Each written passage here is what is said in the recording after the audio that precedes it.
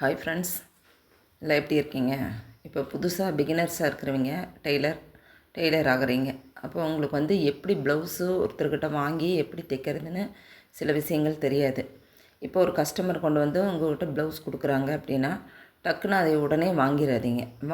வாங்கினாலுமே அதை ப்ளவுஸ் அவங்க கொடுக்குற அளவு ப்ளவுஸ்க்கு கரெக்டாக இருக்குதான்னு செக் பண்ணிவிட்டு வாங்குங்க. செக் பண்ணிவிட்டு வாங்கிட்டு அவங்களுக்கு அளவு ப்ளவுஸுமே கரெக்டாக இருக்கா, அவங்களுக்கு அந்த அளவுகள் கரெக்டாக இருக்கா, ஏதாவது லூஸ் ஏதாவது இருக்குதா அப்படிங்கிறதையுமே அவங்கக்கிட்ட கேட்டுக்கோங்க. தரோவாக கேட்டுட்டு அந்த ப்ளவுஸ் வாங்கிக்கோங்க. அப்புறம் ரெண்டாவது அந்த ப்ளவுஸில் ஏதாவது ஆல்ட்ரேஷன் இருந்தாலும் அதை கரெக்டாக மார்க் பண்ணி வச்சுக்கோங்க. அதை மார்க் பண்ணி வச்சுட்டு நம்ம கட்டிங் போடும்போது அதை கரெக்டாக ஞாபகப்படுத்தி எப்படி கட்டிங் பண்ணுறதுங்கிறது தெளிவாக ஞாபகத்தில் வச்சுட்டு கட்டிங் பண்ணுங்கள்.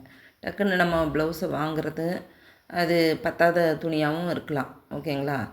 அப்படி பத்தாவது துணியாக நம்ம அதை அளந்து பார்க்காம கட்டிங் போடும்போது துணி பத்தாமல் போகும். அப்புறம் நம்மளுக்கு தான் லாஸ் ஆகும். அப்போ நம்ம அவங்களுக்கும் அதே துணியை போட்டு நம்ம கட் பண்ண வாங்கி ப்ளவுஸ் தைச்சி கொடுக்க வேண்டியது வரும். அதனால் ஃபஸ்ட்லேயே எல்லாத்தையும் டீட்டெயிலாக கேட்டுட்டு துணியெல்லாம் கரெக்டாக இருக்குதான்னு அளந்து பார்த்துட்டு அவங்க முன்னாலேயே அளந்து பார்த்துட்டு வாங்குங்க.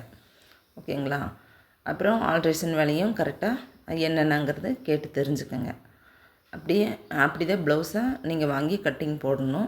கட்டிங் பண்ணும்போதும் அப்படி தான் எல்லா மார்க்கிங், பென்சிலு, ஸ்கேலு எல்லாம் எடுத்து வச்சு பக்கத்தில் வச்சுட்டு கட்டிங் போடுங்க.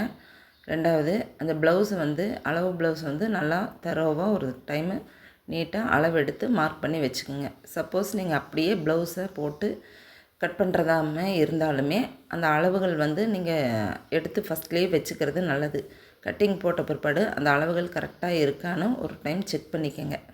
செக் பண்ணிவிட்டு அப்புறம் கட்டிங் போடுங்க. ஓகேங்களா?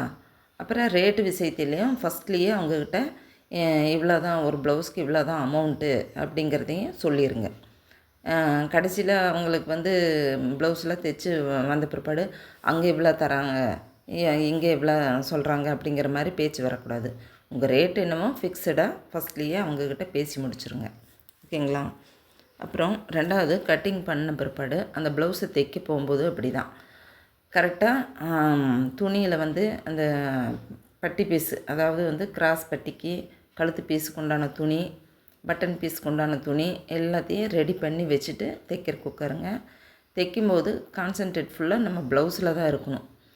வேறு எங்கே சிதற விடக்கூடாது. ஒரு ப்ளவுஸ் தைக்கிறோன்னு உட்காந்துட்டோம் அப்படின்னா அந்த ப்ளவுஸு ஃபுல் ஃபினிஷிங் ஆகிற மட்டும் எந்திரிக்காமல் ஒரு அரை மணி நேரத்தில் நம்ம தைக்கணும் அப்படிங்கிற ஒரு நினைப்போடு உட்காந்து தைக்கிற வேலையை பார்க்கணும். ஓகேங்களா? நல்லா நீட்டாக ஃபினிஷ் பண்ணிவிட்டு இப்போ ஒரு கழுத்து பீஸ் ஆகட்டும், ஆம்கோல் பீஸ் ஆகட்டும் இழுக்காமல் நம்ம தைக்கணும். அதாவது தைக்கும்போது துணிகளை இழுத்தேன் அப்படின்னா சுருக்கடிக்கும், ஷோல்ட்ரு லூஸ் வரக்கு சான்ஸ் இருக்குது. அதனால் ப்ளவுஸு தைக்கும்போது கான்சன்ட்ரேட் ஃபுல்லாக ப்ளவுஸில் இருக்கணும். சரிங்களா ஃப்ரெண்ட்ஸ்? ஓகே ஃப்ரெண்ட்ஸ், இந்த வீடியோ உங்களுக்கு பிடிச்சிருந்தா லைக் பண்ணுங்கள், ஷேர் பண்ணுங்கள், கமெண்ட் பண்ணுங்கள்.